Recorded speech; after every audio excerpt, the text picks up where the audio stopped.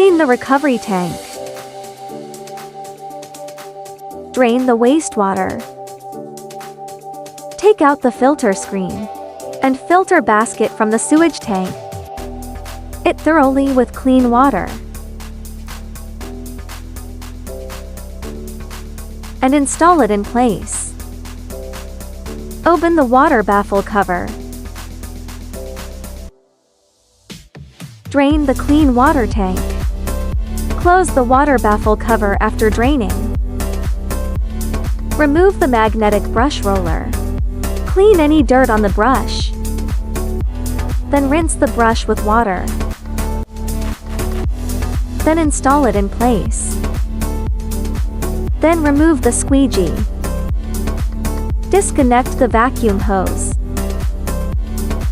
Wipe the squeegee blade with a towel. Or rinse it directly with water. Release the latch. Loosen the anti-collision wheel nuts and remove the 2 anti-collision wheels. Remove the 2 locking plates from the squeegee blade. Then remove the squeegee blade. Then flip the squeegee blade upside down. Then align the holes on the squeegee blade. Then reinstall the 2 locking plates onto the squeegee blade. Finally, lock the latch. Align the 2 anti-rotation wheels. Tighten the screws and nuts. We install the squeegee onto the machine. Use a multi-purpose cleaner or a damp cloth to wipe the machine. Charge the battery.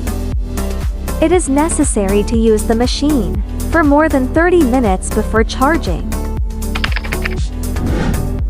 Remove and clean the filter screen. Clean the top of the battery to prevent motor corrosion. Also check whether the battery wiring is loose. Inspect and clean the sewage tank cover seal. Spray lubricant on the chain. Finally, check if all nuts and bolts on the machine are loose.